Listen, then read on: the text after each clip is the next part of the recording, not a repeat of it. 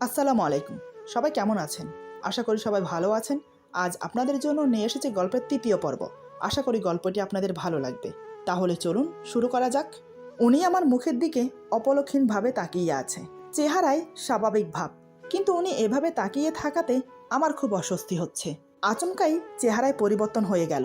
চোখ মুখ লাল করে হঠাৎ ধমক দিয়ে আমাকে বলে, এই মেয়ে, নিজেকে কি ভাবো? হ্যাঁ, খুব চালাক, তাই না?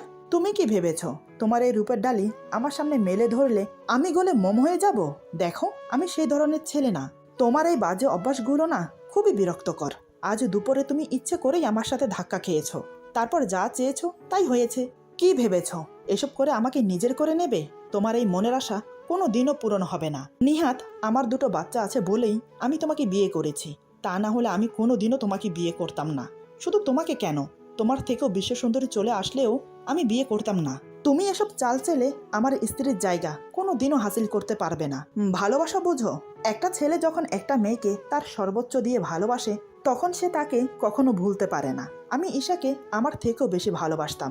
ওকে ভোলা আমার পক্ষে কোনোভাবেই সম্ভব না। তাই বারবার বলছি, আমার থেকে দূরত্ব বজায় রাখো।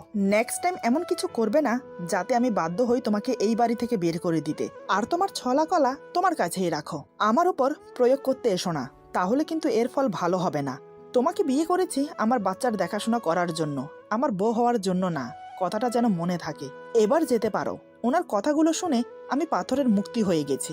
চোখ দিয়ে টপ টপ করে জল পড়ছে। আমি তো ইচ্ছে করে ওনাকে ধাক্কা দেইনি, উনি তো নিজে থেকে আমার সামনে এসে পড়েছে। আমি তো স্বামীর অধিকার চাইনি, তাহলে উনি আমাকে এতগুলো কথা কেন শোনালো? আমি বসে বসে এসব কথা ভাবছি। আমাকে এভাবে বসে থাকতে দেখে উনি আবার বলেন, কি হলো, যাচ্ছ না যে? এত কিছু শোনার পর কিছু কি বলার আছে? আমি কান্নাজড়িত গলায় বললাম, আপনি আমাকে ভুল বুঝছেন, আমি সত্যি বলছি। বিশ্বাস করুন, আমি আপনাকে ইচ্ছে করে ধাক্কা দেইনি। এই বাড়িতে আসার পর থেকে যা যা হয়েছে সব এমনিতেই হয়েছে। আমি ইচ্ছে করে কোনো কিছু করিনি। আর আমি এই বাড়িতে আপনার বউ হয়ে এসেছি আপনার জন্য না, শুধুমাত্র বাচ্চা দুটোর দিকে তাকিয়ে। আপনি আমাকে তাড়িয়ে দিলেও আমি এই বাড়ি ছেড়ে কোথাও যাব না। এই বলে আমি চোখের পানি মুছে রুম থেকে বেরিয়ে রান্নাঘরে চলে যাই। সেখানে গিয়ে ইচ্ছে মতো কান্না করি। প্রতিদিন এত অপমান কিভাবে সহ করব? কেনই বা উনি বারবার ইচ্ছে করে আমাকে অপমান করছে? উনি কি চান না আমি এই বাড়িতে থাকি? কিন্তু আমি যে এখন পিছনে ফিরে যেতে পারবো না। আমি যে নিজের ইচ্ছায় এসেছি এখানে, নিজের ইচ্ছায় ওনাকে বিয়ে করেছি, শুধুমাত্র বাচ্চা দুটোর জন্য। আমি যে ওদের মায়ায় পড়ে গেছি, ওদের ছেড়ে যাওয়ার কোনো প্রশ্নই ওঠে না। যাব না আমি। আমাকে তাড়িয়ে দিলেও আমি যাব না। কি ভেবেছেন উনি আমাকে এভাবে অপমান করে এই বাড়ি থেকে তাড়িয়ে দেবে? সে আশা ওনার কোনো দিনও পূরণ হবে না। আমি হতে দেব না। আমার মেয়েদের থেকে আমাকে আলাদা করবে? দেখা যাক না কে কতদূর এগোতে পারে। এসব ভাবতেই মনটা হালকা হয়ে গেল। আমি চোখে মুখে পানি দিয়ে নিজেকে ফ্রেশ করে নিলাম। তারপর বাচ্চাদের জন্য দুধ গরম করে ফিটারে ভরে মায়ের রুমে চলে গেলাম। শাশুড়ি মা আমাকে দেখেই চিন্তায় পড়ে গেলেন। তিনি খুব ভালো করেই বুঝতে পারলেন ওনার ছেলের সাথে আমার কিছু একটা হয়েছে, কিন্তু তিনি আমাকে কি বলে সান্ত্বনা দেবেন সেটাই খুঁজে পাচ্ছে না। তাই চুপচাপ বসে রইলেন। অন্য প্রসঙ্গে আমার সাথে কথা বলতে লাগলেন। রাতে সবাই একসাথে খেতে বসলাম। প্রতিদিনের মতো আমি সবাইকে খাবার বেড়ে দিচ্ছি। ইচ্ছে ছিল শুধু শাশুড়ি মাকে খাবার দিয়ে বসে পড়ব, কিন্তু ব্যাপারটা খারাপ দেখায়। তাই অনিচ্ছা থাকা সত্ত্বেও ওনার প্লেটে খাবার বেড়ে দিলাম। উনি এক নজর আমার দিকে তাকিয়ে খেতে শুরু করলো। আমি কিছু না বলে রান্নাঘরে চলে গেলাম। তারপর ওনারা খেয়ে যে যার রুমে চলে গেল। আমি এসে খেয়ে নিলাম। তারপর সবকিছু গুছিয়ে দুটো ফিটার নিয়ে রুমে চলে এলাম। এসে দেখি উনি খাটে শুয়ে আছেন, পাশে বাচ্চারা ঘুমিয়ে পড়েছে। আমি কোনো কথা না বলে ফিটারগুলোকে টাওলে মুড়িয়ে বালিশের কাছে রেখে শুয়ে পড়লাম। আমাকে এভাবে চুপচাপ শুয়ে পড়তে দেখে ফাহিম বুঝতে পারলো আমি রেগে আছি। সে মনে মনে বলে, সন্ধ্যার দিকে মনে হয় একটু বেশিই বলে ফেলেছি। এমন করে বলা উচিত হয়নি আমার। হয়তো সে ইচ্ছে করে করেনি, আমার বুঝতে ভুল হয়েছে। কিছুক্ষণ নানান কথা ভেবে আমাকে উদ্দেশ্য করে বলে, এই মেয়ে, ঘুমিয়ে পড়েছ নাকি? এই মেয়ে কথাটা শুনে মেজাজ খারাপ হয়ে গেল আমার। কতবার বলেছি আমার নাম আছে, আমাকে শুধু শুধু এই মেয়ে ডাকবেন না। চুপচাপ শুয়ে মনে মনে কথাগুলো ভাবছি। এদিকে উনি আমাকে চুপ দেখে আবার বলে, এই মেয়ে, কি হলো, কথা বলছো না কেন? এবার আমি আর চুপ থাকতে পারলাম না। আমি বললাম, এই যে শুনুন, আমার না একটা নাম আছে, সেটা নিশ্চয়ই জানেন। ফাহিম বলে, জানি তো। তো আমি বললাম, তাহলে নাম ধরে ডাকুন না, কেন শুধু শুধু এই মেয়ে করছেন? ফাহিম বলে, অত নাম ধরে ডাকতে পারবো না, যখন যেভাবে ডাকবো সেভাবে কথার উত্তর দেবে। আমি বললাম, তাহলে কি আমাকে পাগল ছাগল বলে ডাকলেও উত্তর দিতে হবে? ফাহিম বলে, তুমি তো খুব বাচাল, এত কথা বলো কেন? আমি বললাম, বারে, এখন আমি বাচাল হয়ে গেলাম। আমি তো আপনার সাথে কথাই বলছি না। আপনিই তো আমার সাথে আগে কথা বললেন। আমার কথা শুনে ফাহিম মনে মনে বলে, ভেবেছিলাম খারাপ ব্যবহারের জন্য সরি বলবো, এই তো দেখছি পায়ের সাথে পা লাগিয়ে ঝগড়া করতে বসে আছে। আমি বললাম, কি হলো? এই মে করে কেন ডাকছিলেন? কি দরকার বলুন? ফাহিম বলে, ডেকেছিলাম 1 কাপ কফি খাবো বলে, কিন্তু তুমি তো পায়ের সাথে পা লাগিয়ে ঝগড়া শুরু করে দিয়েছো। আমি বললাম, ও, আগে বলবেন তো। এই বলে আমি উঠে চলে গেলাম ওনার জন্য কফি আনতে। কফি খাওয়ার কথা শুনে একটু অবাকই হলাম, কারণ রাতে ঘুমোতে গিয়ে কখনো উনি কফি খান না। আজ হঠাৎ কফি চাইছেন। কে জানে রে বাবা, মানুষের মতিগতি বোঝা বড় দায়। আমি কফি বানিয়ে রুমে এসে দেখি উনি বারান্দায় দাঁড়িয়ে আছেন। আমি গিয়ে বললাম, এই নিন আপনার কফি। ফাহিম আমার দিকে এক নজর তাকিয়ে কফিটা নিয়ে নিল। আমি কফি দিয়ে চলেই আসছিলাম, তখনই ফাহিম বলে, কি ব্যাপার, চলে যাচ্ছ যে? আমি বললাম, কেন, আর কিছু লাগবে? ফাহিম বলে, না, তবে আমার পাশে একটু থাকো, আজ খুব নিজেকে একাকী লাগছে। ওনার কথা শুনে ওনার উপরে থাকা সব রাগ উধাও হয়ে গেল। বুকের ভেতরটা মোচড় দিয়ে উঠল কষ্টে। যতই উনি আমাকে বকা দিক, তবুও তো উনি আমার স্বামী।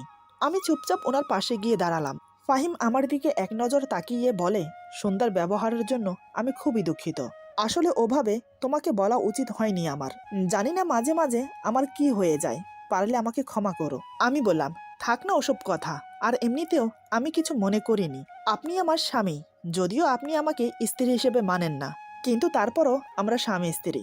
আমি কোনো ভুল করলে সেটার জন্য আমাকে শাসন করার সম্পূর্ণ অধিকার আপনার আছে। আর একটা কথা, কখনো নিজেকে একাকী বা অসহায় মনে করবেন না, কেননা আমরা সবাই আপনার পাশে আছি। আমাদের 2টো মেয়ে আছে, তাদের কথা ভেবে অন্তত নিজেকে ধুকে ধুকে শেষ করবেন না। আপনার যদি কিছু হয়ে যায় তাহলে আমাদের কি হবে? ততক্ষণে ফাহিমের কফি খাওয়া শেষ হয়ে গেছে।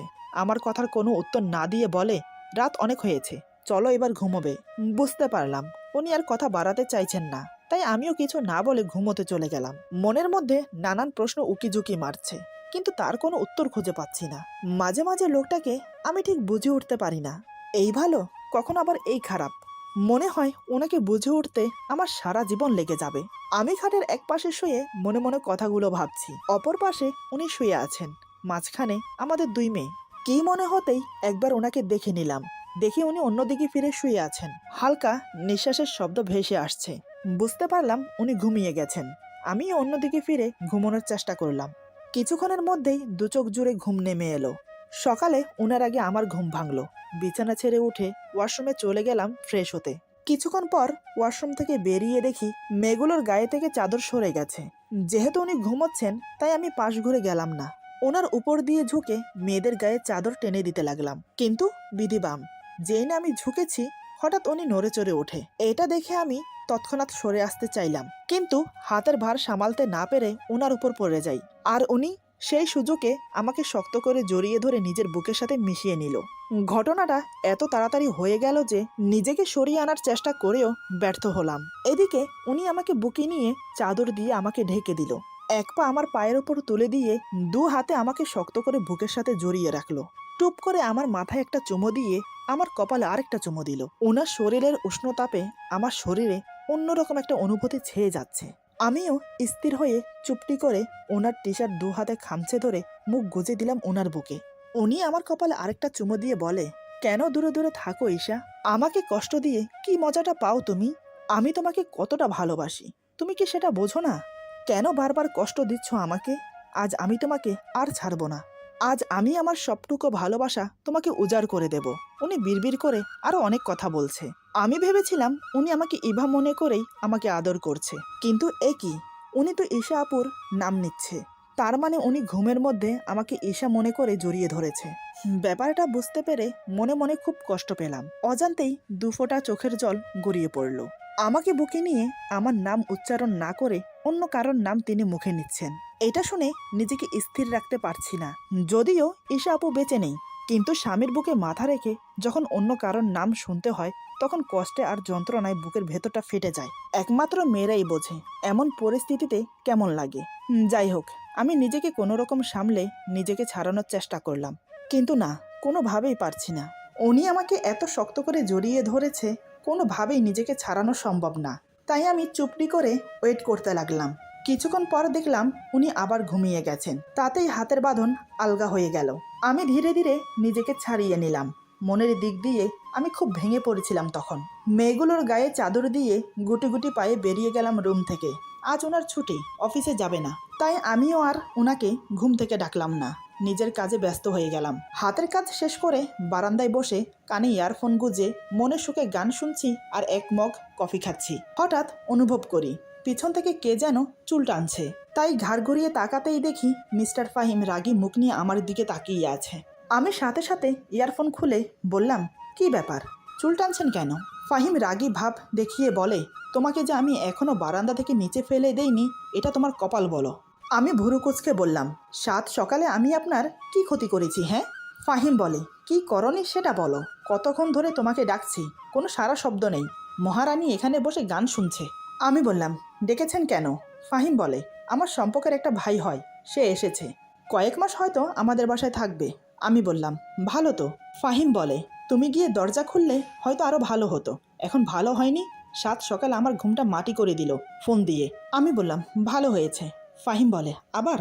আমি বললাম, মা ডাকছে, আমি গেলাম।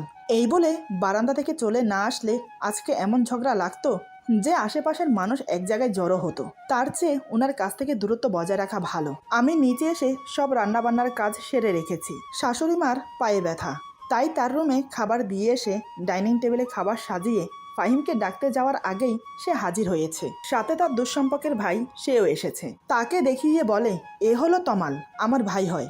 আমি বললাম, জি, আসসালামু আলাইকুম। তমাল আমার দিকে অবাক চোখে তাকিয়ে বলে, ওয়ালাইকুম সালাম ভাইয়া, নতুন ভাবি দেখতে বেশ সুন্দরী। তমালের কথায় ফাহিম কিছু বলল না। আমি বললাম, আচ্ছা আপনারা বসুন, খেয়ে নিন। ফাহিম বলে, তুমি খাবে না? আমি বললাম, পরে খাবো।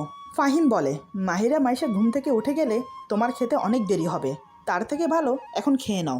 আমি বললাম, এই বলে ফাহিমের কথা মতো খেতে বসেছি। ফাহিম আর তমাল কথা বলে যাচ্ছে আর আমি চুপচাপ খাবার খাচ্ছি। কিন্তু কয়েকবার মনে হলো আমার পায়ে কিছুতে যেন খোঁচা লাগছে, হয়তো বিড়াল হবে। তবে এই বাসায় তো বিড়াল নেই, তাহলে কি উনি খোঁচা দিচ্ছেন? কিন্তু উনি এমন করবে বলে তো মনে হয় না। তাও আমি জিজ্ঞেস করলাম, বাসায় কি বিড়াল আছে যে আমার পায়ে খোঁচা দিচ্ছে? ফাহিম বলে, কই না তো। আমি বললাম, তাহলে আপনি দিয়েছেন। ফাহিম বলে, না, কোনো দরকার হলে তোমাকে বলবো, এসব খোঁচাখুচি কেন করব? আমি বললাম, ও। মনে মনে ভাবতে লাগলাম, আমরা তিনজন ছাড়া এখানে আর কেউ নেই, তাহলে কি তমাল এরকম করেছে? কিন্তু ও কেন এমন করবে? দেখে তো মনে হয় ভালো ছেলে। খাওয়া দাওয়া শেষ করে ফাহিম কাজ আছে বলে বাইরে চলে গেল। আমি নিজের রুমে মাহির আর মাইশাকে খাইয়ে দিয়ে আমার পাশে শুয়ে রেখেছি। সকাল সকাল ঘুম থেকে ওঠার কারণে এখন অনেক ঘুম পাচ্ছে, তাই ভাবলাম এই সময়টাই একটু ঘুমিয়ে নেওয়া যাক। এই ভেবে বাচ্চাদের পাশে শুয়ে পড়লাম। চোখে ঘুম লেগে যাচ্ছে। ঠিক সেই সময় কেউ বলে ওঠে, ভাবি, আপনাকে খুঁজে বেড়াচ্ছি আর আপনি ঘুমোচ্ছেন। আমি তাড়াতাড়ি গায়ে ওড়না দিয়ে উঠে বসে দেখি তমাল। আমি বললাম, আপনি কি জানেন না কারো রুমে ঢোকার আগে দরজা নক করতে হয়? তমাল বলে, ভাবির সাথে দেবরের সম্পর্কে এত ফর্মালিটি দরকার হয় না। আমি বললাম, সেটা আপনার অন্য ভাবিদের সাথে করবেন, আমার সাথে না। তমাল বলে, আরে মিষ্টি ভাবি, রেগে যাচ্ছেন কেন? আমি বললাম, আমাকে কেন খুঁজছেন সেটা বলুন। তমাল বলে, এই তো একটু গল্প করার জন্য। আমি বললাম, ও আচ্ছা। তমাল বলে, ভাইয়ের সাথে আপনার সম্পর্ক ঠিক স্বামী স্ত্রীর মতো না, কি তাই না? আমি বললাম, আমরা স্বামী স্ত্রী হলে সম্পর্ক অন্য কিছু হবে কেন? তমাল বলে, এত ধাজ নিয়ে কথা বলা ঠিক না, মিষ্টি চেহারায় মিষ্টি করে কথা বলতে হয়। আমি বললাম, আপনার সাথে পরে কথা হবে, এখন আপনি যান। তমাল বলে, আচ্ছা, পরেই না হয় আসবো। এই বলে তমাল চলে গেল। তমাল রুম থেকে বের হওয়ার পর আমি দরজা লক করে দিলাম। এখন বুঝতে পেরেছি খাবার টেবিলের কাজটা তমাল করেছে। ওর কথাবার্তা ভালো না, তেমন চোখের চাহনি বড্ড খারাপ। খাবার টেবিলের কথা মনে পড়তেই রাগে গা জ্বলে যাচ্ছে। সারাদিনে কাজে না থাকায় রুমে থাকতে পেরেছি। সন্ধ্যার দিকে ফাহিম অনেকগুলো ফুচকা হালিম নিয়ে বাসায় ফিরেছে। তারপর সবাই একসাথে বসে খাচ্ছি। তখনই ফাহিমের অনেক ঝাল লাগে, তাই সে পানি নিয়ে আসতে গেল। সাথে শাশুড়ি মাও আমার হয়ে গেছে বলে নিজের রুমে চলে গেল। সেই ফাঁকে তমাল হঠাৎ করে আমার হাতের ফুচকাটা ওর মুখে নিয়ে নিল। এটা দেখে আমার খুব রাগ হলো। আমি বললাম, প্লেটে ফুচকা রাখা আছে, সেটা না খেয়ে আমার হাতেরটা নিয়েছেন কেন? এরকম অসভ্যতা আমি একদম পছন্দ করি না। তমাল বলে, পছন্দ করো না ঠিক আছে, তাহলে কি করবে? ভাইয়াকে বলে দেবে? দাও। আমি বললাম, হ্যাঁ অবশ্যই বলবো। তমাল মুচকি এসে বলে, বলে দেখো, বিশ্বাস করবে না। এরই মধ্যে ফাহিম পানি নিয়ে আসলো। আমারও ঝাল লেগেছিল, তাই এক গ্লাস পানি ঢেলে খেতে লাগলাম। এই সুযোগে তমাল বলে, ভাবির এত ঝাল লেগেছে, তাও কিন্তু ফুচকা খাওয়া ছাড়েনি, এমনকি আমার হাতেরটাও নিয়ে খেয়েছে। তমালের কথা শুনে মন চাচ্ছে ওর গালে একটা থাপ্পড় বসিয়ে দেই, কিন্তু না, ফাহিম ওকে ভালো ছেলে বলে জানে। আমি কোনো কথা বললাম না, চুপচাপ সেখান থেকে রুমে চলে আসলাম। অতীত ভুলে নতুন করে সংসার শুরু করেছি, কিন্তু তাও বিপদ আমাকে ছাড়ে না। কী করে যে তমালের খারাপ উদ্দেশ্য সবার সামনে প্রকাশ করব ভেবে পাচ্ছি না। ফাহিমকে বলতে খুব ভয় লাগছে, যদি আমাকে ভুল বোঝে খুব অস্থির লাগছে, তাই বারান্দায় গিয়ে পায়চারি করছি। বেশ কিছুক্ষণ পরে ঠিক করলাম ফাহিমকে গিয়ে সব বলে দেব। এই ভেবে রুমে গিয়ে দেখি উনি ঘুমাচ্ছেন, আর কিছু বলা হলো না। আমি আর বেশি চিন্তা ভাবনা না করে ঘুমিয়ে পড়লাম। সকালে ঘুম থেকে তাড়াতাড়ি উঠে ফ্রেশ হয়ে শাশুড়ি মায়ের সাথে বসে কাজ করছি। তখন মাকে জিজ্ঞেস করলাম, আচ্ছা মা, এই তমাল ছেলেটা কেমন? মা বলে, শুনেছি তো ভালো, আমি ওকে আমাদের বাসায় রাখতে চাইনি, কিন্তু ওর বাবা অনেকবার বলেছে রাখতে। আমি বললাম, মা একটা কথা বলবো? মা বলে, হ্যাঁ বলো। আমি বললাম, ও খুব খারাপ ছেলে। তারপর তমাল যা যা করেছে সব মাকে বললাম। আমার মুখে সব শুনে মা তো রেগে মেগে আগুন। মা বলে, আমি এক্ষুনি ওর ব্যবস্থা করছি, দাঁড়া। এই বলে মা রেগে গিয়ে ফাহিমের কাছে যাবে, কিন্তু আমি তাকে যেতে না দিয়ে বললাম, ও মিথ্যে কথা বলে পার পেয়ে যাবে, নয়তোবা আমাকে দোষী করবে। তাই আমি ভাবছি ওকে হাতে নাতে ধরিয়ে দিতে হবে। তবে মা, আজই আমাদের বাসায় ওর শেষ দিন। এমন সময় মাহিরা মাইশার কান্নার আওয়াজ শুনতে পেলাম। আমি হাত ধুয়ে তাড়াতাড়ি রুমে চলে গেলাম। রুমে এসে দেখি ফাহিম ওদের কোলে নিয়ে সামলাচ্ছে। আমি বললাম, ওদের আমার কাছে দিয়ে নাস্তা খেতে যান। ফাহিম বলে, আমার মেয়েরা কিছু খায়নি, সেদিকে তোমার খেয়াল আছে? আমি বললাম, বারে, আমার খেয়াল থাকবে না তো কার থাকবে? আপনি ওদের খেয়াল রাখেন নাকি? সব কাজ তো আমিই করি। ফাহিম বলে, এই, আমাকে একদম কথা শোনাবে না, বাচ্চাদের খাওয়ানো তেমন কঠিন কিছুই না। আমি বললাম, ও তাই নাকি? এই নিন ফিটার, এখন ওদের খাইয়ে দিন। ফাহিম বলে, এই বলে আমার হাত থেকে ফিটার নিয়ে মাহিরার মুখে ধরেছে, কিন্তু দুধ মুখে যাচ্ছে না, মুখের দুই পাশ দিয়ে পড়ে যাচ্ছে, আর মাহিরা কাঁদছে। যখন দেখে তার ধারায় হবে না, তখন বলে, আচ্ছা শোনো, তুমি ওকে খাইয়ে দাও, আমার অফিসে যেতে লেট হয়ে যাচ্ছে। আমি হো হো করে হেসে বললাম, দেখলেন তো, বাচ্চাদের খাওয়ানো অত সহজ না, তাও আবার একসাথে দুজন। ফাহিম বলে, আমার সময় নেই, নয়তো আমি পারতাম। আমি বললাম, মচকাবেন, তবুও ভাঙবেন না। ফাহিম কথা ঘুরানোর জন্য বলে, ওদের খাইয়ে দিয়ে তাড়াতাড়ি আমার জন্য খাবার বাড়ো। এমন সময় দরজায় নক করে তমাল বলে, ভাইয়া আসবো? ফাহিম বলে, হ্যাঁ ভেতরে আয়। তমাল বলে, তুমি অফিসে যাবে কখন? ফাহিম বলে, এই তো একটু পরে। কেন? তমাল বলে, তোমার সাথে আমিও যাব, কারণ তোমার অফিসে ইন্টারভিউ আছে, ওখানে চাকরি হলে ভালোই হবে। ফাহিম বলে, কেন? অফিসের পাশে কি বাসা ঠিক করেছিস? তমাল বলে, না, এই শহরে তেমন কিছুই চিনি না, আগে তোমাদের বাসায় যদি কয়েকদিন থেকে। ওর কথা শেষ হওয়ার আগেই ফাহিম বলে, হ্যাঁ থাকতে পারিস, কোনো সমস্যা নেই। তমাল আমার দিকে তাকিয়ে রহস্যময় হেসে বলে, আচ্ছা। এই বলে তমাল রুম থেকে চলে গেল। এতক্ষণ আমি বাচ্চাদের কোলে নিয়ে মুখ ঘুরিয়েছিলাম। ফাহিম রেডি হয়ে আমাকে বলে, বিয়ের পরে তো বাবার বাড়ি যাওনি, কালকে শুক্রবার আছে, যদি যেতে চাও তাহলে নিয়ে যাব। আমি ওনার কথা শুনে একগাল হেসে বললাম, সত্যি নিয়ে যাবেন তো? ফাহিম বলে, হ্যাঁ। আমি বললাম, আমি কিন্তু কয়েকদিন থাকবো। ফাহিম বলে, মানে? তুমি কয়েকদিন থাকলে আমার মেয়েদেরকে কে দেখবে শুনি? আমি বললাম, ওদের আমার সাথে নিয়ে থাকবো। ফাহিম বলে, না, সকালে যাব আবার বিকেলে চলে আসব। আমি বললাম, না, এমনটা হয় নাকি? এতদিন পরে যাব আর 2 দিন থাকবো না? আমি কিন্তু 2 দিন থাকবো, তাও বাচ্চাদের নিয়ে। ফাহিম বলে, তাহলে যাওয়ার দরকার নেই। কথাটা বলে রুম থেকে হন হন করে বেরিয়ে গেল। আমি তো ওনার কথা শুনে অবাক হয়ে তাকিয়ে আছি। এভাবে কেউ কাউকে মুখের উপর না বলে। তবে ওনার কথা শুনে এটা বুঝলাম উনি আমাকে যেতে দেবে না। আমিও আর রুমে বসে না থেকে ওনার পিছন পিছন গেলাম। তারপর ডাইনিং টেবিলে সবাই একসাথে বসে খাচ্ছি। তখনই হঠাৎ ফাহিম মাকে বলে, মা, কালকে আমরা সবাই ইভার বাবার বাড়িতে যাব। মা বলে, আমার যাওয়ার দরকার নেই, তোরা যাস। ফাহিম বলে, না, সবাই যাব। তারপর তমালের দিকে তাকিয়ে বলে, তুইও যাবি? তমাল বলে, আচ্ছা ভাইয়া। আমি তো অবাক ওনার কথা শুনে। দেখলেন তো, আমি বলেছিলাম না, এই লোকটাকে বোঝা বড় দায়। এই তো একটু আগে রুমে আমাকে বলল যাওয়ার দরকার নেই, এখন আবার বলছে কাল যাবে। কি আজব রে বাবা। এতক্ষণ আমি অবাক হয়ে ওনার দিকে তাকিয়েছিলাম। হঠাৎ আমার চোখ পড়ল তমালের দিকে। দেখি তমাল বজ্জাত হারামি আমার দিকে তাকিয়ে মুচকি হাসছে। ওর হাসির পিছনে লুকিয়ে আছে খারাপ উদ্দেশ্য, কিন্তু সেটা হতে দেওয়া যাবে না। হঠাৎ অনুভব করি আমার পায়ের উপর কেউ পা রেখেছে। কেউ বলতে এটা তমাল ছাড়া আর কেউ না। তাই আমিও পা সরিয়ে একটা লাথি মারি ওর পায়ে। তমাল ব্যথায় চেঁচিয়ে বলে, উফ, পা মনে হয় গেল। ফাহিম বলে, তমাল তোর কি হয়েছে? তমাল বলে, না ভাইয়া, কিছু না। ফাহিম বলে, তুই কি ব্যথা পেয়েছিস? তমাল বলে, না তেমন কিছু না, হঠাৎ করে পায়ের রগে টান লেগেছে। ফাহিম বলে, সাবধানে বসতে পারিস তো নাকি? তমাল বলে, পা একটু নাড়াচাড়া দিলে ঠিক হয়ে যাবে। তমালের চেহারা দেখে আমার খুব হাসি পাচ্ছে, তবে শাশুড়ি মাও বুঝেছে কাজটা আমি করেছি। খাওয়া শেষ করে তমাল বাসা থেকে বের হবার সময় বলে, কাজটা কিন্তু ঠিক করলে না, এর জন্য তোমাকে পস্তাতে হবে। আমি বললাম, আমি তোমার কোনো কথার উত্তর দিলাম না, পারলে কাজে করিয়ে দেখাও। তমাল আমার দিকে অগ্নির দৃষ্টি নিয়ে তাকিয়ে হন হন করে চলে গেল বাহিরে। আমি রুমে এসে বাচ্চাদের গোসল করিয়ে জামা কাপড় পরিয়ে মায়ের কাছে দিয়ে এসে তারপর আমি গোসল করব।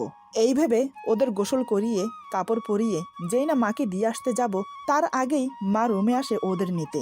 মা বলে, ইভা, তুমি কিন্তু ভুল করছো, তমালের কথা ফাহিমকে না বলে।